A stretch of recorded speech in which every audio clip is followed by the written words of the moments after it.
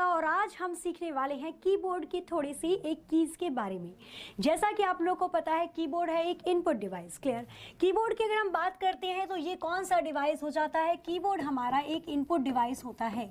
अच्छा, कीबोर्ड को हम इनपुट डिवाइस क्यों बोलते हैं? चलो, एक तो तरीका हो गया कि भाई हमने पढ़ रखा है कि कीबोर्ड इनपुट डिवाइस है तो हम इसको इनपुट ही बोलेंगे। कीबोर्ड इनपुट डिवाइस इसलिए होता है कि कीबोर्ड पे जब आप कोई भी अक्षर प्रेस करते हो वो बाहर से, कंप्यूटर के बाहर से डेटा आप कंप्यूटर के अंदर लेकर जा रहे हो तो हर वो डिवाइस आपका इनपुट डिवाइस कहलाता है। ठीक है, यहाँ पर आपको कीबोर्ड दिख रहा होगा स्क्रीन पर, ये आपका एक इनपुट डिवाइस है। अब अगर मैं यहाँ पर बात करती हूँ तो कीबोर्ड को मेनली 4 पार्ट में डिवाइड किया जाता है। जो आपका कीबोर्ड है ये 4 भाग में बांटा गया है। अगर मैं फर्स्ट पार्ट की बात करती हूँ तो यहाँ पर सबसे ऊपर आपको जो ये पार्ट दिखाई दे रहा है ये आपकी फंक्शन की कहलाती है। तो ये वाला जो पार्ट है ये हमारी कौन सी कीज कहलाएंगी? तो फर्स्ट पार्ट आपका क्या कहलाता है? फंक्शन की कहलाता है। पहला पार्ट हमारा फंक्शन की कहलाता है। क्लियर। और इसमें होती हैं total 12 keys, F1, F2, F3, F4 से लेकर F12 तक। सेकंड पार्ट की अगर मैं बात करती हूँ तो ये वाला जो पूरा पार्ट है, ये वाला जो पूरा पोर्शन है, ये हमारा कहलाता है अल्फा न्यूमरिक की। कौन सी की कहलाती है? तो ये कहलाती है alpha numeric keys. Alpha numeric keys की अगर हम बात करते हैं तो इसके अंदर देखो ABCD भी आपको दिखाई दे रहा है, 1 2 3 भी दिखाई दे रहा है, इसलिए हम इसको अल्फा न्यूमरिक कीज बोलते हैं। इसके बाद जो ये वाला पार्ट आपको दिखाई देता है, ये वाला पार्ट जिसमें इंसर्ट है, होम है, page up, page down, delete और एंड और बाकी डायरेक्शन वाले एरोज, तो इसको हम बोलते हैं स्पेशल की। इनको क्या बोला जाता है? इनको बोला जाता है स्पेशल कीज। आगे अगर मैं बात करती हूँ इस वाले पोर्शन की तो ये वाला पोर्शन क्या कहलाता है? इस वाले पोर्शन को हम बोलते हैं न्यूमरल कीज। न्यूमरल या न्यूमेरिकल आप कुछ भी बोल सकते हैं क्योंकि ये वाली कीज सिर्फ नंबर के लिए होती है। अब यहाँ पर एक मोस्ट इंपॉर्टेंट जो चीज समझने वाली है, ये नंबर लॉक का मतलब क्या होता है? अगर आप इस नंबर लॉक वाले की को दबा दोगे तो 1 2 3 4 कोई काम नहीं करेगा। तो ये फिर होता क्यों है? डायरेक्शन के लिए, ऊपर वाली डायरेक्शन के लिए 8 को प्रेस करो, 2 नीचे वाली डायरेक्शन के लिए होगा, 6 आपकी राइट साइड वाली डायरेक्शन को देगा और चौथा आपका जो लेफ्ट साइड डायरेक्शन होती है उसको प्रेजेंट करता है। तो डायरेक्शन, अगर नंबर की को डायरेक्शन में चेंज करना है तो आपको नंबर लॉक को प्रेस करना होता है। तो नंबर लॉक हो जाते हैं, सिर्फ डायरेक्शन की ही काम करती है। तो यहाँ पे मेनली आप 4 पार्ट के बारे में जान चुके हो। पहला होता है फंक्शन की, फिर आती है अल्फा न्यूमरिक की, फिर स्पेशल की एंड लास्ट आपकी न्यूमेरिकल की। अगर मैं बात करती हूँ फंक्शन की तो आज हमारा जो कॉन्सेप्ट होगा वो फंक्शन की के ऊपर होगा। अगर हम बात करते हैं फंक्शन की के बारे में तो फंक्शन की होती है टोटल 12 और 12 की 12 इंपॉर्टेंट हो जाती है। क्लियर। तो यहाँ पे हम जल्दी से देखेंगे F1, F2, F3, F4, F5 और F6 की के बारे में। तो आज का हमारा जो पूरा कॉन्सेप्ट है वो फंक्शन की के हर एक फंक्शन को जानना है।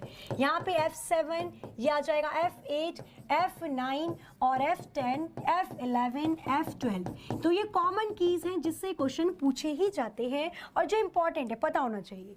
यहाँ पे अगर मैं फंक्शन 1 की बात करूँ तो इसका काम होता है हेल्प की। फंक्शन 1 की मदद के लिए होती है, हेल्प की के लिए इस्तेमाल की जाती है। अगर फंक्शन 2 की हम बात करते हैं तो ये रीनेम के लिए होती है। अगर आपको नाम बदलना है किसी भी फाइल का तो उस नाम को बदलने के लिए आप इस्तेमाल करते हो फंक्शन 2। फंक्शन 3 की अगर बात की जाए तो सर्चिंग की होती है।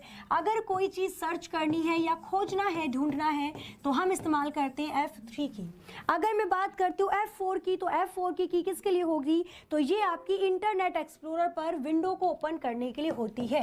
अगर आप इंटरनेट एक्सप्लोरर का इस्तेमाल कर रहे हैं तो जैसे गूगल क्रोम होता है ऐसे इंटरनेट एक्सप्लोरर भी वेब ब्राउजर है, तो इसके लिए एक विंडो ओपन करके दे देगी, विंडो का एड्रेस बार खोलकर दे देती है।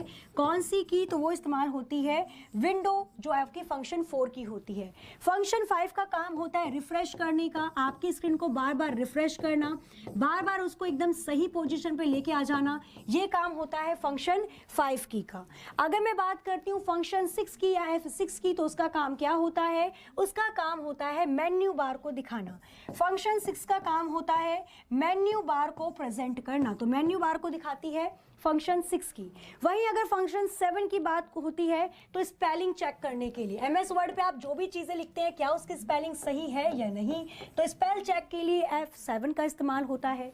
F8 बड़ा इजी है याद करना, इस 8 को अगर आप ऐसे लिटा दोगे और यहाँ पर लिख दो रिबूट, तो आपके सिस्टम को रिबूट करने का काम करती है F8 की। F9 की अगर हम बात करते हैं तो जो भी आपने आइटम सेलेक्ट कर रखा है उसको रिमूव करने का काम करती है आपकी F9 की। ठीक है, ये काम क्या करती है, तो ये रिमूव करती है सेलेक्टेड आइटम को, जो भी आपने सेलेक्ट कर रखा है सेलेक्टेड पोर्शन को हटाने का काम करती है। तो हटाने के लिए हम इस्तेमाल करते हैं F9 का। वहीं पे अगर बात की जाती है F10 के लिए तो इसका काम होता है राइट क्लिक का। अगर आप F10 को शिफ्ट के साथ अगर आप F10 को दबाते हो तो ये राइट क्लिक का काम करती है, जैसे हमारा माउस, तो हमारे माउस में भी राइट क्लिक होता है ना, तो अगर माउस काम नहीं कर रहा तो आप शिफ्ट के साथ F10 दबा देना, बिल्कुल काम राइट क्लिक का करेगी। F11 होती है फुल स्क्रीन के लिए इस्तेमाल। फुल स्क्रीन मतलब अगर आपको स्क्रीन को बड़ा करना है, छोटी स्क्रीन है और उसको बड़ा करना चाहते हो तो आप F11 का इस्तेमाल करो, और बड़ी स्क्रीन को छोटा करने के लिए भी इसी का इस्तेमाल होता है। F12 होती है सेव एज के लिए। अगर कोई फाइल पहले से ही सेव है और उसको आप दूसरे नाम से डालना चाहते हो तो वहां पर आप सेव एज वाले ऑप्शन के लिए F12 का इस्तेमाल कर सकते हो। तो ये आपकी कुछ फंक्शन कीज होती हैं। F1 होती है हेल्प की, F2 होती है रीनेम, F3 होती है सर्चिंग के लिए, F4 होती है इंटरनेट एक्सप्लोरर के लिए, F5 रिफ्रेश, F6 होती है मेन्यू बार के लिए, F7 स्पेलिंग चेक के लिए होती है, F8 रिबूट के लिए होती है, F9 remove selected portion, F10 right click करती है, F11 फुल स्क्रीन करती है और F12 होती है सेव एज के लिए। तो आज के इस लेक्चर में बस इतना ही, मिलते हैं अपने नेक्स्ट एपिसोड में। Thank you so much.